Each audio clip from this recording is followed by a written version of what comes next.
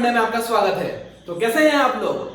आज की इस वीडियो में हम डिस्कस करने जा रहे हैं reflection from a spherical mirror.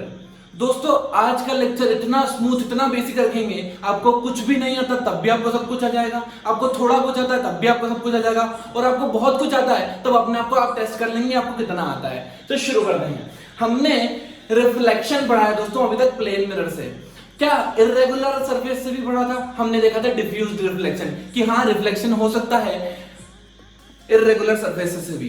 अब अगर मान लीजिए मैं कोई स्फेरिकल सरफेस ले लूं, मैं कोई स्फेरिकल सरफेस ले लूं, क्या दोस्तों उससे रिफ्लेक्शन हो सकता है? हाँ बिल्कुल हो सकता है, क्योंकि अपन हेडिंग ही वो पढ़ रहे हैं। इसका मतलब कोई स्फेरिकल सरफेस होगी उससे रिफ्लेक्शन पॉसिबल होगा।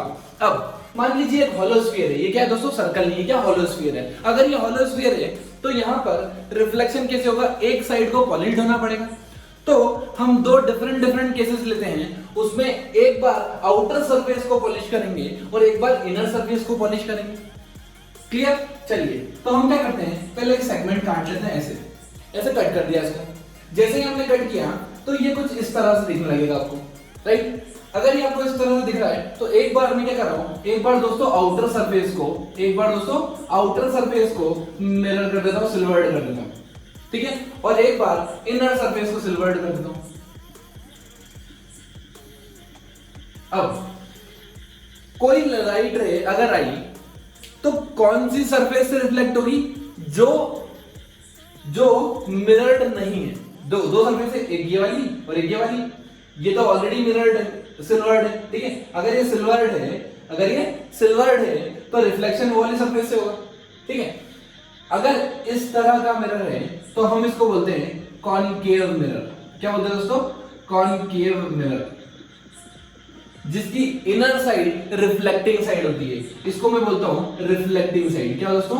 रिफ्लेक्टिंग साइड, ठीक? चलिए, और ये वाला जो मिरर होता है इसको मैं बोलता हूं कॉन्वेक्स मिरर। क्या बोलते हैं दोस्तों? Convex mirror. कॉन्वेक्स मिरर की जो आउटर सरफेस होती है वो रिफ्लेक्टिंग सरफेस होती है। आउटर सरफेस होती है मेरी रिफ्लेक्टिंग सरफेस। आउटर सरफेस जो होती है मेरी रिफ्लेक्टिंग सरफेस, मतलब यहां से लाइट आई तो रिफ्लेक्ट होकर चली जाएगी, ठीक बात? अब हम जो अभी तक पढ़ते आए हैं, बुक्स में देखते आए हैं, हमको हमेशा ऐसे करके मिरर्स बनाया देते हैं, ऐसे बनाते हैं मिरर्स, ऐसे, ठीक है? क्या करते हैं, एक को बाहर से सिल्वर करते हैं, एक को अंदर से सिल्वर करते हैं। ये कौन सा है दोस्तों? बाहर से सिल्वर वाला। और एक को अंदर से करते हैं, ठीक है? आपको पता है कि अगर मैंने बाहर से मतलब आउटर सरफेसेस को मैंने अगर सिल्वर किया है तो ये कॉनकेव बनता है, ये कॉनकेव बनता है, और दूसरे वाले केस में कॉन्वेक्स बनता है। हमने अभी तक ये देखा, क्लियर? लेकिन ये एक्चुअली में होते कैसे? स्फेरिकल फॉर्मेट में होते हैं। आपको फील करना पड़ेगा कि इधर मिरर भी होता है, ऐसे, ठीक है? तो मतलब जब आप कट करोगे तो आपको एक सर्कल दिखेगा और पीछे से ऐसा बल्ज पार्ट दिखेगा। ये होता है एक्चुअली स्फेरिकल मिरर्स, ठीक? तो हमने दो तरह के देख लिए, एक होता है कॉनकेव, एक होता है कॉन्वेक्स। डिपेंड्स कि उनकी रिफ्लेक्टिंग साइड कौन सी है और सिल्वर्ड साइड कौन सी है, ठीक? चलिए अब एक और इंपॉर्टेंट पॉइंट देखते हैं। एक पॉइंट डिफाइन होता है यहाँ पे, रेडियस ऑफ कर्वेचर और centre of curvature. Radius of curvature और सेंटर ऑफ कर्वेचर हम डिफाइन करते हैं। जैसे मान लीजिए ये पॉइंट है तो यहां पर कुछ इसका होगा रेडियस ऑफ कर्वेचर और सेंटर ऑफ कर्वेचर, यहां पे होगा इसका सेंटर ऑफ कर्वेचर। ये होता क्या है बेसिकली, हमने इस सरफेस को, हमने इस मिरर को कहां से काटा? यहां से काटा। तो बेसिकली जो इस स्फीयर का सेंटर है उस पॉइंट को ही तो बोलते हैं दोस्तों सेंटर ऑफ कर्वेचर। इस पॉइंट को क्या बोलते हैं दोस्तों? Centre of curvature. और सेंटर ऑफ कर्वेचर को डिफाइन कैसे करते हैं? The center of curvature for a mirror is a point such that it is the center of a sphere for which the mirror is a part. समझ रहे हैं? मतलब इसका सेंटर ऑफ कर्वेचर वो पॉइंट होगा जो अगर मैं पूरे स्फीयर का सेंटर लेता, ठीक है? अगर मैं इस सरफेस को, ये पूरे स्फीयर को सेंटर लूं और यहां से कोई एक पार्ट कट करके यहां रख दूं, तो इसका सेंटर ऑफ कर्वेचर, इसका सेंटर इस स्फीयर का सेंटर होगा। क्लियर? चलो अब देखो ध्यान से, यहां पर एक और टर्म डिफाइन होती है, that is what is radius of curvature. तो यहाँ पर अगर मैं रेडियस बनाऊं, ये रेडियस, ये रेडियस, ये रेडियस, दोस्तों क्या ये सब रेडियस ऑफ कर्वेचर है? हमको जो नॉर्मली पता होता है वो हम क्या लेते हैं, हमेशा सीधी सरफेस लेते हैं, हम बोलते हैं ये रेडियस ऑफ कर्वेचर। नहीं दोस्तों, ये सारी डिस्टेंस रेडियस ऑफ कर्वेचर के बराबर है। यही तो है रेडियस ऑफ कर्वेचर। क्यों रेडियस ऑफ कर्वेचर? क्योंकि ये रेडियस ऑफ स्फीयर है, क्यों ये रेडियस ऑफ स्फीयर है, तो यहां से यहां तक की डिस्टेंस रेडियस ऑफ कर्वेचर बोलते हैं। ठीक बात, मतलब इस कर्व का रेडियस, मतलब ये वाले कर्व का रेडियस, ये वाले कर्व का रेडियस मतलब ये वाला किसका पार्ट है, इसका पार्ट है, इसका रेडियस इसके रेडियस ऑफ कर्वेचर के बराबर होगा। ठीक बात। तो आइए दोस्तों देखते हैं कुछ और इंपॉर्टेंट टर्मिनोलॉजीज। पहला है पोल। बेसिकली कॉमन मिथ है बच्चों के दिमाग में, या हमें कुछ सिखाया गया है कि सेंटर ऑफ मिरर को पोल ले लीजिए। दोस्तों ऐसा बिल्कुल भी नहीं है, हम किसी भी पॉइंट को पोल मान सकते हैं, बट हम हमेशा ऑब्जेक्ट और इमेज की डिस्टेंस पोल से कैलकुलेट करते हैं, इसलिए ऐसे पॉइंट को मानना चाहिए जो आपको कैलकुलेशन में कन्वीनियंस दे। जैसे मान लीजिए यहां पर एक मिरर है और वो ऐसा इस टाइप का, इस शेप का मिरर, राइट। अब हम यहां पर पोल किस पॉइंट को मानेंगे दोस्तों, इस पॉइंट को पोल मानेंगे, ताकि अगर मैं ऑब्जेक्ट इधर कहीं रखूं, तो इजीली डिस्टेंस कैलकुलेट हो जाए, ना कि सेंटर पॉइंट को। हालांकि सेंटर पॉइंट को पोल मानने में कोई दिक्कत वाली बात नहीं है, बट फिर भी सेक ऑफ सिंप्लिसिटी, जिससे कैलकुलेशन आसान हो जाए, ऐसे पॉइंट को हम पोल मानते हैं मिरर के ऊपर। ठीक है। सेकेंड पॉइंट अगर देखें, अगर ये मिरर ऐसा है तो हम इसलिए सिमेट्रिकल पॉइंट पे, या मैं ऐसा बोल दूं सेंटर ऑफ मिरर पे कंसीडर करता हूं पोल को। ठीक बात है, पोल एक पॉइंट है मिरर के ऊपर। चलिए अब हम डिफाइन करते हैं एक और important axis, that is called as principal axis. This is PA, personal assistance नहीं दोस्तों, प्रिंसिपल एक्सिस। इस प्रिंसिपल एक्सिस में ये एक एक्सिस है जो कि पास होती है दो पॉइंट से। एक तो सेंटर ऑफ कर्वेचर दोस्तों, उस बड़े स्फीयर का सेंटर याद है, और दूसरा पोल और सेंटर ऑफ कर्वेचर से पास होने वाली एक्सिस को हम बोलते हैं प्रिंसिपल एक्सिस। ठीक है। चलिए अब हो सकता है ये टर्म रेडियस ऑफ अपर्चर आप लोग के लिए न्यू हो, लेकिन ये भी बड़ी आसान है। रेडियस ऑफ अपर्चर होता क्या दोस्तों, सबसे पहले तो हमें समझना होगा कि मान लीजिए अगर एक कंप्लीट स्फीयर है तो इसका कुछ ना कुछ रेडियस होगा, उसको बोलता है रेडियस ऑफ कर्वेचर, याद है। अब मान लीजिए इस स्फीयर का सेंटर यहाँ है, इस स्फीयर का सेंटर यहाँ पर कहीं पर है। अब अगर मैं रेडियस की बात करूं तो ये डिस्टेंस यहां से यहां तक की डिस्टेंस क्या रेडियस ऑफ कर्वेचर आया। सिमिलरली अगर मैं यहां से इस पॉइंट की बात करूं तो क्या ये भी रेडियस ऑफ कर्वेचर। ठीक है। अब देखिए एक्चुअली में रेडियस ऑफ अपर्चर मतलब ये जो फेस है इसका रेडियस कितना है, यहां पे आपको दिख रहा होगा कि ये जो डिस्टेंस है ये, this is called as radius of aperture. समझ रहे हैं? ये आप स्फीयर लो, स्फीयर का पार्ट लो, मिरर लो, उसका ये जो सर्कल जैसा एलिमेंट दिख रहा है जब से बाहर उसका जो रेडियस सेंटर से जो डिस्टेंस है उसको मैं बोलता हूं रेडियस ऑफ अपर्चर। ठीक है। अब ये रेडियस ऑफ अपर्चर आपको बताता है कि मैंने जो मिरर लिया है वो कितना बड़ा लिया है। जितना ज्यादा रेडियस ऑफ अपर्चर होगा उतना बड़ा मिरर होगा। ठीक है।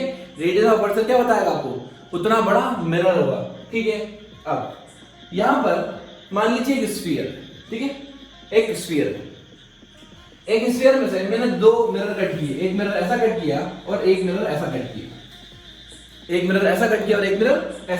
या फिर इधर सिमेट्रिकल पॉइंट पे अगर मैं बनाऊं तो एक मिरर में ऐसा कट किया, ये मैंने दो मिरर कट किए हैं।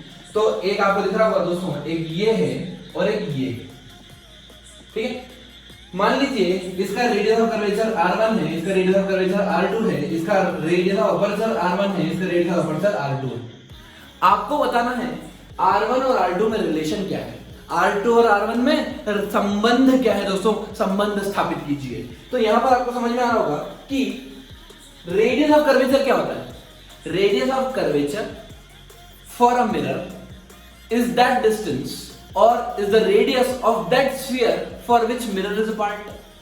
मतलब ये जो रेडियस होती है, रेडियस ऑफ कर्वेचर, ये तो डिपेंड करती है कि ये निकला किससे है। आपको ऐसा लग रहा होगा कि ये दोनों एक ही स्फीयर के भाई एक ही स्फीयर के अगर भाई हैं तो क्या इसका रेडियस अगर r है तो इसका रेडियस भी तो r ही होगा दोस्तों।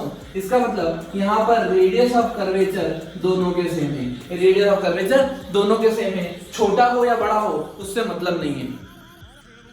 अब मैं आपसे पूछूं कि रेडियस ऑफ अपर्चर में रिलेशन क्या है दोस्तों, रेडियस ऑफ अपर्चर में रिलेशन क्या है, तब आपको समझ में आएगा। हाँ, ये मिरर बड़ा दिख रहा है और ये मिरर छोटा दिख रहा है, जो छोटा दिख रहा है उसका रेडियस ऑफ अपर्चर भी छोटा होगा। तो यहां पर रिलेशन आ जाएगा R1 बड़ा होगा R2 से। जो दिखने में बड़ा मिरर है उसका अपर्चर बड़ा, जो दिखने में छोटा मिरर है उसका अपर्चर छोटा। क्लियर?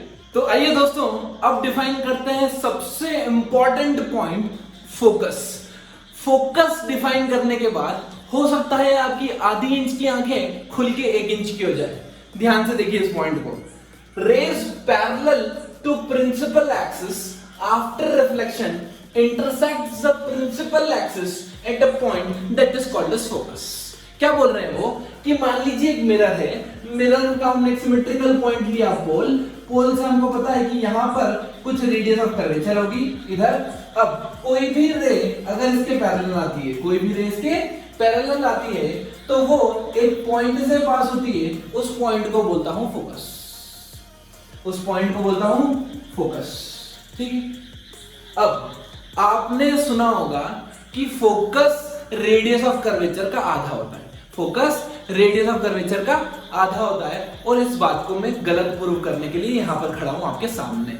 चलिए दोस्तों देखते हैं, शुरू करते हैं। ध्यान लगाइए, बिल्कुल एकदम पलक झपकते हाथी गायब ना हो जाए, कहीं भी एक भी पॉइंट आप मिस मत करना। ठीक है, चलिए हम देखेंगे। सबसे पहले ये तो हुआ मेरी इंसिडेंट रे, ये हुआ मेरा पॉइंट ऑफ इंसिडेंस, और ये हुआ मेरा रिफ्लेक्टेड रे। करेक्ट? अब देखिए ना दोस्तों, अगर मैं नॉर्मल ड्रॉ करूं इस पॉइंट पे, नॉर्मल हमेशा ध्यान रखना दोस्तों, एकदम रट लो, नॉर्मल हमेशा सेंटर ऑफ कर्वेचर से पास होता है। Normal at a point on a spherical mirror always pass through centre of curvature. क्यों? क्योंकि दोस्तों देखो ध्यान से, अगर मैं एक स्फीयर लूं और टेंजेंट बनाऊं तो क्या नॉर्मल सेंटर से पास होता है? यहां भी नॉर्मल सेंटर से पास होता है, जितने भी नॉर्मल होंगे वो सब सेंटर से पास होंगे। इवन जो, अगर ये सेंटर ऑफ कर्वेचर लूं मैं, इवन जो प्रिंसिपल एक्सिस है क्या वो भी सेंटर ऑफ कर्वेचर से पास होती है। इसका मतलब प्रिंसिपल एक्सिस को मैं नॉर्मल एक्सिस भी बोल सकता हूं, यही तो मेरी नॉर्मल है। ठीक है, चलिए इस पॉइंट पे अगर मुझे नॉर्मल ड्रॉ करना है तो नॉर्मल एकदम नॉर्मली ड्रॉ कर लो, घबराने की जरूरत नहीं है, हमने नॉर्मल ड्रॉ कर लिया, ये हमारा नॉर्मल हो। क्लियर? चलो दोस्तों ध्यान दीजिए, हम सारी डिस्टेंस पोल से कंसीडर करते हैं। कहां से कंसीडर करते हैं? पोल से डिस्टेंस कंसीडर करते हैं। तो ये मान लीजिए कि ये डिस्टेंस पोल से r है। क्या है? r रेडियस ऑफ कर्वेचर है। और ये मान लीजिए सेंटर ऑफ कर्वेचर से ये जो डिस्टेंस पर कट कर रहा है ये x है। यहां से यहां तक की डिस्टेंस मैं जितनी मान रहा हूं x, और यहां से यहां तक कितनी डिस्टेंस मान रहा हूं r। इसका मतलब जो फोकस होगा क्या वो ये होगा। इस पोल से अगर मैं पॉइंट लूं तो ये मेरा फोकस होगा। मतलब फोकस की वैल्यू क्या मैं r माइनस x लिख सकता हूं दोस्तों? फोकस की value r total distance minus this distance will give me focus. सारे डिस्टेंस हम कहां से मेजर करते हैं? पोल से मेजर करते हैं। इसलिए मैंने फोकस भी पोल से मेजर किया और रेडियस ऑफ कर्वेचर के लिए भी पोल से डिस्टेंस ली है। ठीक, अब मेरा पूरा एम x निकालने पे होगा। पूरा एम कहां? पूरा कंसंट्रेशन, पूरा फोकस हमको कहां रखना है? x निकालने पे, कि आखिर ये x की वैल्यू आएगी कहां से और आएगी कैसे। देखिए दोस्तों शुरू करते हैं। हमें पता है लॉ ऑफ रिफ्लेक्शन यहां भी होल्ड ट्रू करेगा। इसका मतलब अगर ये थीटा एंगल पे आती है, अगर ये थीटा एंगल पे आती है तो क्या ये थीटा एंगल पे जाती है? थीटा एंगल पे आती है तो थीटा एंगल पे जाती है। बहुत बढ़िया, वाह वाह वाह, मजा आ गया। अब ध्यान से सुनिए दोस्तों, हम प्रॉपर्टी लगाते हैं। कौन सी प्रॉपर्टी लगाते हैं? ये z प्रॉपर्टी। यहां अगर एंगल थीटा है तो ये z बना रहा है। इंटीरियर एंगल्स, तो क्या ये भी एंगल थीटा हो? आया समझ में? ये देखो, ये जो डैश लाइन है, जो नॉर्मल लाइन है, वो एक z बना रही है। अगर ये एंगल थीटा है, आपको पता है अगर ये एंगल थीटा है तो ये एंगल भी थीटा होगा। ये थीटा तो ये थीटा। ठीक है दोस्तों, अब ध्यान से देखिए, ये पॉइंट को अगर मैं ओ कंसिडर करूं, इसको P दे दिया, इसको नाम A दे दिया, ठीक है। अब ये ट्रायंगल देखिए दोस्तों, ये मैं मान लेता हूं कोई भी रैंडम पॉइंट ले लीजिए, अभी के लिए B ले लीजिए, राइट। अब ध्यान से देखना, OBA ट्रायंगल को देखो, OBA ट्रायंगल को देखना है आपको। OBA ट्रायंगल को आपको देखने के बाद ये दिखेगा कि दोनों के ऑपोजिट एंगल इक्वल है। एक थ्योरम होती है कि अगर ऑपोजिट साइड्स के एंगल इक्वल हो तो ऑपोजिट साइड्स भी इक्वल होती है। इसका मतलब इसके ऑपोजिट साइड मतलब ये वाली साइड OB साइड और AB साइड क्या होगी, बराबर होगी। OB साइड और AB साइड बराबर होगी, OB और AB क्या होगी, बराबर। क्यों? क्योंकि ऑपोजिट एंगल्स बराबर है। एक चीज और ध्यान से, यहां से O से A की डिस्टेंस, O से A की डिस्टेंस क्या रेडियस ऑफ कर्वेचर है? अरे यही तो रेडियस ऑफ कर्वेचर होता है दोस्तों, है ना। अब ध्यान से देखिए, अब मैं क्या कर रहा हूं, अब मैं इस ट्रायंगल पे, कौन सा ट्रायंगल पे, ये वाला ट्रायंगल पे जो आपको कुछ यहां ऐसा दिख रहा है, ये वाला ट्रायंगल पे जो आइसोसेलेस ट्रायंगल है, इस आइसोसेलेस ट्रायंगल पे मैं परपेंडिकुलर ड्रॉ करता हूं ऐसा। हमें पता है कि आइसोसेलेस ट्रायंगल पे परपेंडिकुलर बाइसेक्टर क्या बेस को हाफ हाफ में डिवाइड करता है, बेस को हाफ हाफ में डिवाइड करता है। मतलब ध्यान से देखिए, मैंने क्या किया, ये तूने क्या किया, मैंने यहां से परपेंडिकुलर ड्रॉ कर दिया। क्या ड्रॉ कर दिया दोस्तों? परपेंडिकुलर ड्रॉ कर दिया। मतलब ये डिस्टेंस r थी तो अब ये हो गई r/2। क्लियर? ये हो गई r/2, क्योंकि आइसोसेलेस ट्रायंगल पे मैंने परपेंडिकुलर ड्रॉ कर दिया बेस पे, तो बेस को वो आधे आधे में बांट देता है। बहुत बढ़िया, बांट दिया, बट गया। अब हमें एक ट्रायंगल मिला, मान लीजिए पॉइंट T आया, तो हमें ट्रायंगल मिला OBT, हमें ट्रायंगल मिल गया OBT। देखो ध्यान से, क्या ट्रायंगल, ये पॉइंट T था, ये O, ये B। हमने जैसे ही परपेंडिकुलर डाला, मतलब ये 90 डिग्री है, तो क्या ये भी 90 डिग्री। अगर मैं इसको यहां से हटा दूं, तो क्या राइट एंगल ट्रायंगल दिख रहा है आपको ये? अच्छा, OT की वैल्यू है r/2, ये एंगल है थीटा, और OB की वैल्यू हमने x मान के रखी। OB की वैल्यू हमने क्या मानी दोस्तों? x मानी, राइट। चलो अब हम क्या करते हैं, अब हम कुछ तिरस्मयी करते हैं। ये हाइपोटेनियस, ये 90 डिग्री, ये थीटा, तो क्या मैं लिख दूं x cos theta equal to r/2, या मैं लिखूं cos theta equal to base upon hypotenuse, cos theta equal to base upon hypotenuse, hypotenuse x है, बेस r/2 है। चलो तो मैं x की वैल्यू निकालता हूं। x की वैल्यू जाएगी r/2 cos थीटा या r secant theta by 2, 1/2 cos theta secant theta. दोस्तों मजा आने वाला है, कैसे? x की वैल्यू आ गई है r/2 secant theta, r/2 secant theta. इसका मतलब मेरा जो फोकस का वैल्यू आया है वो r - x आया है, मतलब r - r secant theta by 2 आया है। और ये बहुत ही दुख के साथ मुझे आपको कहना पड़ रहा है कि आपने जो पढ़ा था r/2 वो गलत है। आपने जो r/2 पढ़ा था दोस्तों वो गलत है। कैसे गलत है? क्योंकि आ ही नहीं रहा है, वो प्रूव ही नहीं हो रहा है। ये तो r - r/2 secant theta prove हो रहा है। This is focus. इसका मतलब एक चीज और क्या, अगर रे यहां से आती है, अगर रे इस पॉइंट से आती है थोड़ा नीचे, तो क्या एंगल कम हो जाएगा थोड़ा बहुत। अगर एंगल चेंज हो गया, इसका मतलब फोकस की पोजीशन इन द सेंस ये जिस पॉइंट को प्रिंसिपल एक्सिस पे कट करेगी वो भी चेंज हो जाएगी। सिमिलरली और नीचे आते हैं तो ये थोड़ा और चेंज हो जाएगी। तो हर पॉइंट अलग अलग, हर एक्सिस, हर रे इस एक्सिस को अलग अलग पॉइंट पे कट कर रही है। तो हमने जो पढ़ा था कि कोई भी रे पैरेलल आती है वो फोकस से पास होती है, वो कॉन्सेप्ट कहां गया अभी देखते हैं। तो आइए दोस्तों अब हम देखें कि ऐसा क्या मॉडिफिकेशन करें कि जो हमने अभी तक बचपन से लेके पढ़ा है और ये चीज सेम हो जाए। देखते हैं, हमने एक मिरर बनाया और यहां से दो रे पास करी, ये रे 1 और ये रे 2, ठीक है। अब हमने इस पॉइंट पे ये स्ट्राइक की रे 1 और ये रे 2 इस पॉइंट पे स्ट्राइक की।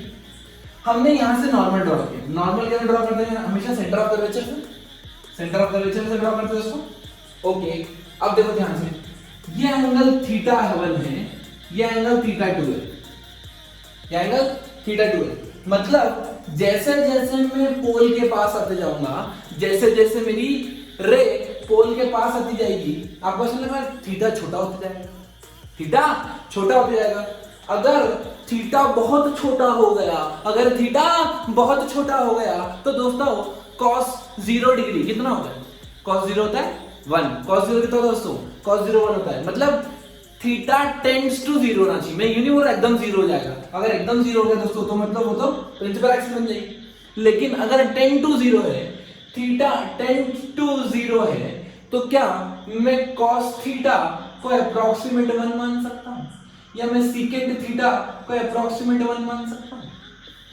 यहां पर हमारा फोकस की वैल्यू जो r minus r by 2 secant theta होती थी, क्या वो r माइनस r बाई 2 हो सकती है? इसका मतलब फोकस r बाई 2 आ सकता है। फोकस r बाई 2 आ सकता है कब?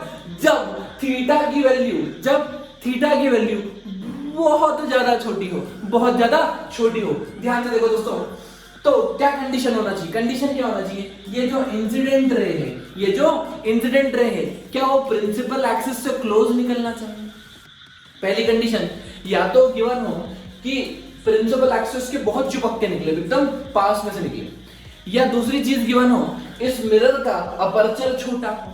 ये मिरर अगर छोटा होगा तो ऑब्वियसली बात है जितनी भी रेज है सबको प्रिंसिपल एक्सिस के बगल से ही निकलना होगा। ऐसी एक्सिस को एक स्पेशल नाम देते हैं, हम बोलते हैं पैराएक्सियल एक्सिस, पैराएक्सियल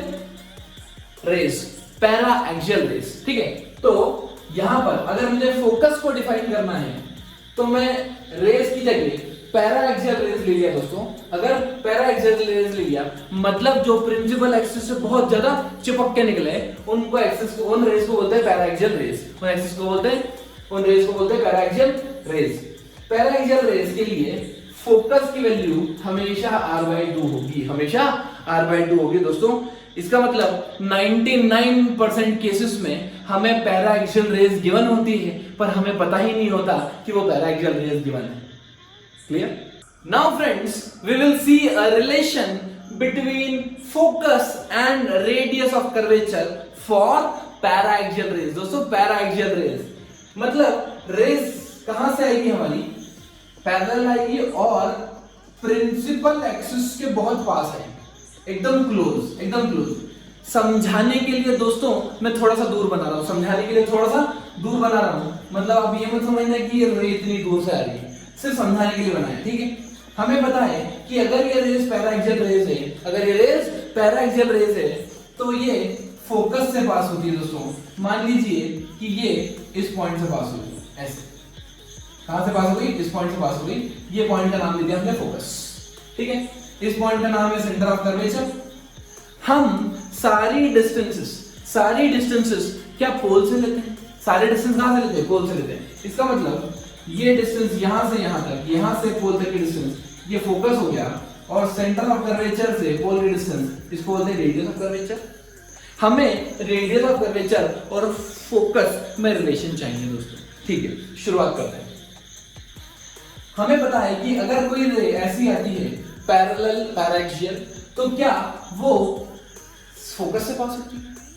इसका मतलब क्या लॉ ऑफ रिफ्लेक्शन अभी भी होल्ड करेगा ट्रू? हाँ, लॉ ऑफ रिफ्लेक्शन अभी भी hold true. Angle of incidence, angle of reflection बराबर होंगे। तो मैं एक नॉर्मल ड्रॉ करता हूं। मैं क्या ड्रॉ करता हूं दोस्तों? नॉर्मल ड्रॉ करता हूं। यहां हमने नॉर्मल ड्रॉ कर दिया। ये एंगल अगर थीटा है, ठीक है, ये एंगल अगर थीटा है तो क्या दोस्तों ये एंगल भी थीटा होगा। चलिए मान लेते हैं ये एंगल अल्फा है, ये एंगल बीटा है, कोई दिक्कत? मैंने क्या माना? ये एंगल को अल्फा मान लिया और ये एंगल को बीटा मान लिया।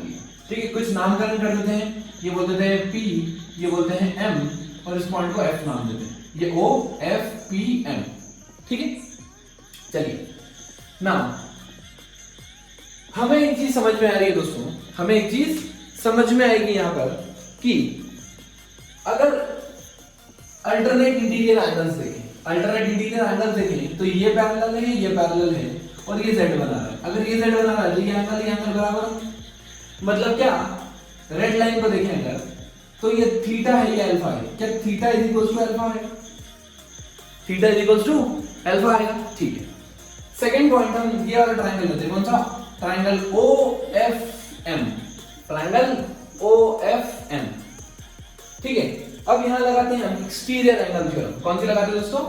Exterior angle theorem. Exterior angle theorem क्या बोलती है? एक्सटीरियर एंगल थ्योरम ये हमें बोलती है कि दो एंगल का सम एक्सटीरियर एंगल के बराबर होता है। क्या मैं ऐसा लिख दूं? Alpha plus theta equal to beta. ठीक है, ये ट्रायंगल देखिए दोस्तों, इस तरह का ट्रायंगल बन रहा है हमारा, ये ट्रायंगल, राइट? ये तो ये एंगल आया थीटा, ये अल्फा, तो ये बीटा, तो beta equal to theta plus alpha बना दिया। ओके, अब हमें पता है कि थीटा और अल्फा क्या है? बराबर। तो मैं कैसे लिख दूं? Two theta is equal to beta, two theta equal to beta. अब मैं क्या कर रहा हूं? एक लाइन ड्रॉ कर रहा हूं ऐसे। आपको पता है क्योंकि ये डिस्टेंस बहुत छोटी है दोस्तों, तो ये ऑलमोस्ट यहीं आ जाएगी।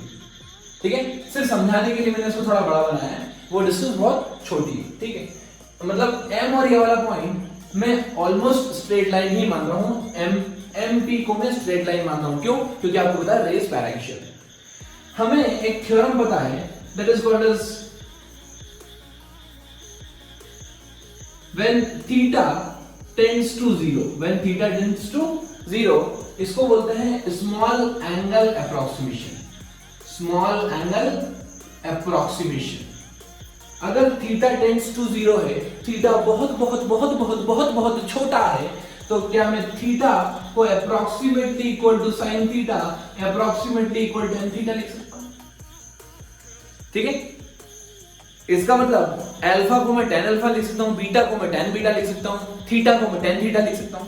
ठीक है, तो ये हो जाएगा 2 times tan theta is equals to tan beta. 2 times tan theta equal to tan beta. अब हम लगाएंगे ज्योमेट्री। ध्यान से देखिए दोस्तों, ये वाला पॉइंट और ये वाला पॉइंट ऑलमोस्ट सेम ही है। मतलब ये डिस्टेंस कितनी हुई? फोकस के बराबर। ये फोकस है tan थीटा, tan बीटा निकाल रहा हूं इस ट्रायंगल में, FMP tan beta. tan beta क्या होता है? परपेंडिकुलर बाय बेस, मतलब 2 टाइम्स, सॉरी परपेंडिकुलर कितना है? MP divided by F, MP divided by F, MP divided by F। tan theta निकालते हैं। tan थीटा क्या? अल्फा और थीटा बराबर है। अगर अल्फा थीटा बराबर है तो मैं ट्रायंगल लेता हूं OMP। अब देखो ध्यान से दोस्तों, tan theta equals to perpendicular by base. Base कितना है यहां से? रेडियस कर्वेचर के बराबर, मतलब 2 into MP divided by R। MP ने MP को मार दिया, आपको इस थ्योरम से हो गया प्यार, तो मेरा आंसर आया F is equal to R/2। ये थ्योरम हम 2 तरीके से प्रूव कर चुके हैं दोस्तों। जो फोकस होता है वो R/2 के बराबर होता है, या मैं बोलूं रेडियस ऑफ कर्वेचर का हाफ डिस्टेंस होता है। कब? जब मेरी रेज पैराक्सियल होती है। क्लियर? आइए दोस्तों, अब हम डिराइव करेंगे मिरर फॉर्मूला। मिरर फॉर्मूला क्या होता है? Relation between U, V and F।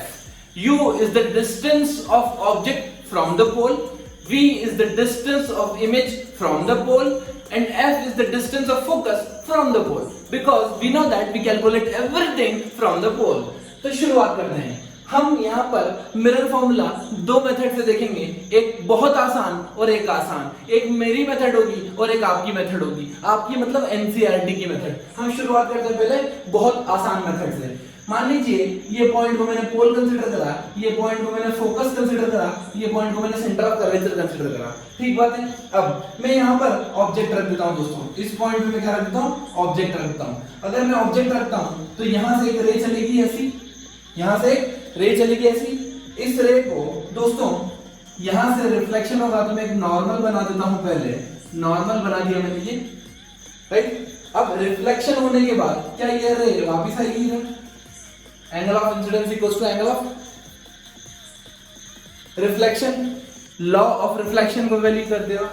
अब हम मान लेते हैं एंगल्स क्या मानते हैं, ये मान लेते हैं अल्फा एंगल, ये मान लेते हैं बीटा एंगल, और ये मान लेते हैं गामा एंगल। हमने अल्फा, बीटा और गामा मान लिया दोस्तों, ठीक है। ये एंगल ऑफ इंसिडेंस थीटा ले लेते हैं और एंगल ऑफ रिफ्लेक्शन भी क्या लेते हैं, theta. Angle of incidence, angle of reflection हम मान रहे हैं theta theta. Okay, now in points के नाम O है, इसका नाम C है, इसका नाम कुछ दे देते हैं I, क्योंकि यहाँ पे क्या बन रही है, इमेज। क्या बन रही है दोस्तों, यहाँ पे इमेज बन रही है। ये फोकस है सही और ये पोल। अब हमें करना क्या है दोस्तों, हमें ट्रायंगल ढूंढना है और उसमें एक्सटीरियर एंगल थ्योरम लगानी है। चलिए सबसे पहले हम शुरुआत करते हैं। ट्रायंगल, इस पॉइंट का नाम दे देते हैं दोस्तों M, और ये पॉइंट बन जाएगा N, MN। N और P आपको पता है बहुत क्लोज पॉइंट है, नहीं एक ही पॉइंट है ऐसा मान के चलिए। क्यों, क्योंकि रेस पैरेलल आपको याद है दोस्तों। हाँ, तो हम सबसे पहले ट्रायंगल कंसीडर करते हैं, ट्रायंगल OMC। ट्रायंगल OMC, अगर OMC में एक्सटीरियर एंगल थ्योरम लगाऊं तो ये है अल्फा, ये है थीटा, और एक्सटीरियर एंगल कौन सा हो गया, बीटा। मतलब अल्फा प्लस थीटा क्या हमारा बीटा, अल्फा प्लस थीटा क्या है दोस्तों, बीटा है। बहुत बढ़िया। अब देखते हैं यहां पर, अब लगाते हैं ट्रायंगल, ट्रायंगल CMI में, ट्रायंगल CMI में। जब हम ट्रायंगल CMI में लगाते हैं तब ये वाला एंगल कंसीडर करेंगे, beta plus theta, beta plus theta equal to, beta plus theta equal to gamma, beta plus theta equal to gamma. Clear. चलिए, तो हमारे पास दो रिलेशन आ गए, रिलेशन 1 और रिलेशन 2। अब एक काम करता हूं, मैं थीटा को एलिमिनेट कर देता हूं। थीटा को क्या करता हूं दोस्तों, एलिमिनेट कर दो, भगा दो। थीटा को बोलो भाई। तो जैसे ही हमने थीटा को एलिमिनेट किया, इन दोनों को मुझे क्या करना पड़ेगा दोस्तों, सबट्रैक्ट करना पड़ेगा। मतलब LHS में अल्फा माइनस बीटा आएगा, दिस माइनस दिस, और यहाँ पे RHS में बीटा माइनस गामा आएगा। RHS में क्या आएगा दोस्तों, beta minus gamma, beta minus gamma. Okay, अब इसको इधर ले जाओ, इसको इधर ले जाइएगा, alpha plus gamma is equals to 2 times beta, alpha plus gamma equal to 2 times beta. Okay, now हमें पता है कि ये डिस्टेंस और ये एंगल्स बहुत बहुत बहुत बहुत छोटे हैं, तो क्या स्मॉल एंगल अप्रोक्सीमेशन लगा लूं। अगर मैं स्मॉल एंगल अप्रोक्सीमेशन लगाता हूं तो स्मॉल एंगल अप्रोक्सीमेशन मेथड लगाता हूं, तो क्या मैं थीटा की जगह साइन थीटा या टेन थीटा लिख सकता हूं। तो मैं हर जगह टेन थीटा लिख रहा हूं क्योंकि कैलकुलेशन करने में टेन थीटा आसान होता है। सो अल्फा की जगह टेन अल्फा, गामा की जगह टेन गामा, और 2 इंटू बीटा की जगह टेन बीटा। क्लियर। अच्छा, अब यहां पर हम वैल्यूज पुट करते रहते हैं। टेन अल्फा, देखो दोस्तों एक चीज जो हमें इंपॉर्टेंट याद रखनी होती है, ये ऑब्जेक्ट है, तो ऑब्जेक्ट की दूरी पोल से u गिवन होती है और इमेज की दूरी पोल से v गिवन होती है। ऑब्जेक्ट की दूरी u और इमेज की दूरी v। चलिए, tan अल्फा, tan अल्फा क्या होगा, ये अल्फा है। सो tan अल्फा कौन सा ट्रायंगल लिखेंगे, OMN। क्या लिख दो, MN divided by ON, MN divided by ON। tan gamma देखते हैं, ट्रायंगल IMN। क्या लिख दो मैं, MN डिवाइडेड बाय NI और IN equals to 2 times tan beta. tan beta की वैल्यू क्या होगी दोस्तों, tan बीटा हो जाएगा हमारा ट्रायंगल CMN, मतलब MN perpendicular by base, base क्या होगा CN, करेक्ट। अब देखो दोस्तों ध्यान से, ये न्यूमरेटर में से MN तो चला गया, N और P को हम बहुत क्लोज पॉइंट मानते हैं। हम मानते हैं ये दोनों एक ही पॉइंट है, क्यों, क्योंकि एंगल बहुत छोटा होता है। तो मैं ये लिख देता हूं 1/OP, N की जगह हम कौन सा पॉइंट ले रहे हैं, P। 1/OP plus 1/IP is equals to 2/CP। चलिए दोस्तों, OP मतलब क्या, ऑब्जेक्ट की डिस्टेंस पोल से, हाँ U प्लस 1/IP क्या, इमेज की डिस्टेंस पोल से, हाँ V equals to 2 times CP क्या है, सेंटर ऑफ कर्वेचर की डिस्टेंस पोल से, क्या रेडियस ऑफ कर्वेचर के बराबर होगी। और रेडियस ऑफ कर्वेचर को ही मैं क्या 1/F आर क्या होता है दोस्तों 2f, आर क्या होता है 2 टाइम्स f, 2 कैंसिल, ये मेरा आ गया mirror formula 1/v plus 1/u equal to 1/f। दोस्तों एक बार ध्यान से देख लीजिए, कॉपी कर लीजिए, कुछ नहीं समझ में आया हो तो आप कमेंट करके पूछ सकते हैं। दोस्तों मिरर फॉर्मूला को एक मेथड से और डेराइव करते हैं। यहां पर हमने मिरर लिया है, ये फोकस है, ये रेडियस ऑफ कर्वेचर है, राइट। मान लीजिए हमने ऑब्जेक्ट रखा है पीछे ऐसे, ये हमारा ऑब्जेक्ट है ए बी, राइट। अच्छा आपको कुछ बातें रेस के बारे में और मिरर के बारे में पता होना चाहिए। जैसे कोई भी रे अगर पैरेलल आती है तो वो हमेशा फोकस से पास होती है, पहली बात। सेकेंड पॉइंट, अगर कोई रे फोकस से पास हो रही है तो वो पैरेलल चली जाएगी, वाइस वर्सा। कोई पैरेलल आ रही तो फोकस से, फोकस से आ रही तो पैरेलल, ठीक।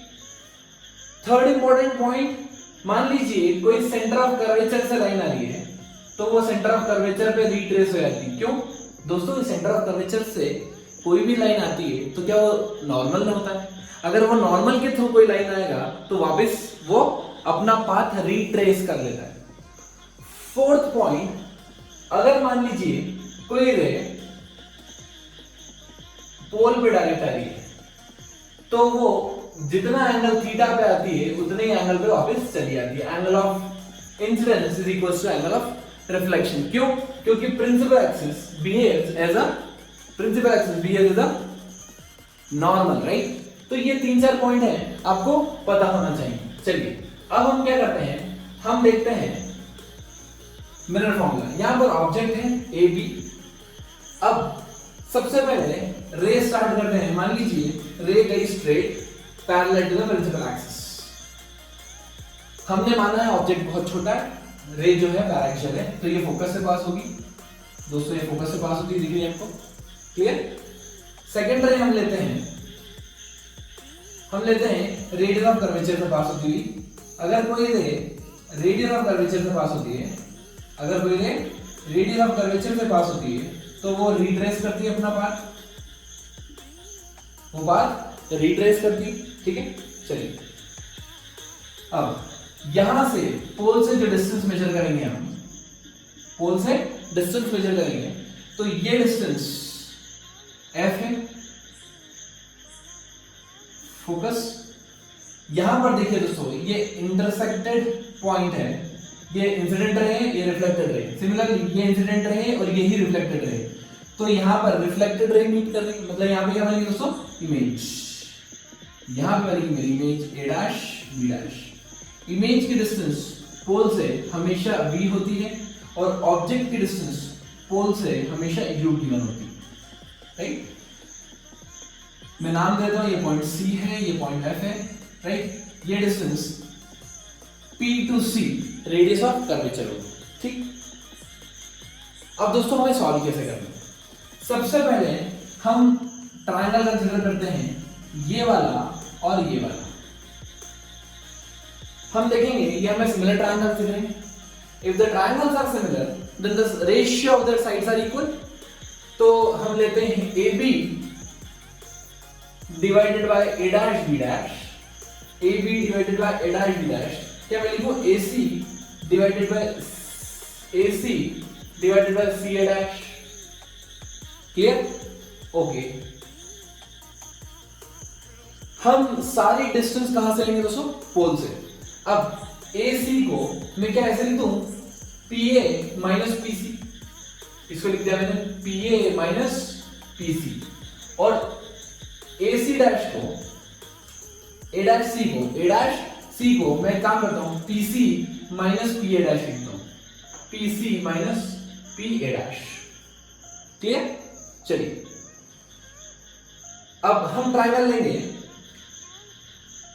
ये वाला और ये वाला, ठीक है दोस्तों। Triangle A dash B dash F और FP, ये पॉइंट लिख लीजिए N, ठीक है। चलो तो हमारी फिर से आ गई, जो AB है वही MN है, तो मैं लिखता हूं MN divided by A dash B dash, मतलब AB divided by A dash B dash ये दोनों भी सिमिलर ट्रायंगल्स है, मतलब रेशियो ऑफ साइड्स भी इक्वल होगा। अच्छा, ये distance F A B divided by A dash B dash, क्या एफ एन को मैं एफ पी भी लिख सकता हूं, F P divided by A dash F. हम सारे डिस्टेंस पोल से कंसीडर करते हैं, तो एफ पी में पोल तो है ही सही, पी मतलब पोल, तो हर क्वांटिटी में पी होना चाहिए, देखो P P P P P P होना चाहिए, ठीक है। यहाँ पे ए डैश आ रहा है, ए डैश एफ, इसको ऐसे लिख दूं P A dash minus P F, P A dash minus P F, clear. चलिए अब यहाँ पे इक्वेशन नंबर 1, इक्वेशन नंबर 2 आपको दिख रहा होगा, ये A dash B dash upon A B है और ये A dash B dash upon A B है। अगर एलएचएस सेम है तो क्या आरएचएस भी सेम होंगे? आरएचएस सेम करता हूं दोस्तों, P A minus P C upon P C minus P A dash is equals to F P upon P A dash minus P F, ठीक है। अब वैल्यूज पुट करो दोस्तों, पी ए मतलब पोल से ऑब्जेक्ट की डिस्टेंस u, pc मतलब centre of curvature की distance r, that is equals to 2f, pc फिर से 2f minus pa dash, a dash क्या है दोस्तों? इमेज मतलब v, fp मतलब पोल फोकस, pa डैश मतलब वापस इमेज v माइनस pf मतलब फिर से फोकस f, ठीक है। अब कैलकुलेशन करना है दोस्तों, कैलकुलेशन करने में तो आप एक्सपर्ट ही से, u minus 2f into v minus f is equal to f into 2f minus v, ठीक है।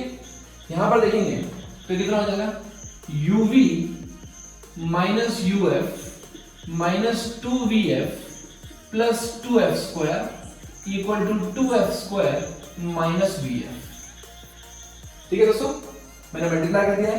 अब 2f स्क्वायर से 2f स्क्वायर कैंसिल, ये एलएचएस में हुआ, एलएचएस में। अब बाकी कुछ भी कैंसिल नहीं हो रहा है, यहां पे 2vf है और यहां पे vf है, ठीक है। ये जो नेगेटिव टर्म्स है इसको मैं आरएचएस में ले आता हूं, तो क्या होगा दोस्तों, uv is equal to uf minus में उधर गया तो प्लस uf, ये माइनस 2vf है, उधर जाएगा तो प्लस 2vf हो जाएगा, प्लस 2vf माइनस vf क्या हो जाएगा, प्लस vf, करेक्ट। अब पूरी इक्वेशन को मैं uvf से डिवाइड करता हूं, कैसे डिवाइड करता हूं, uvf,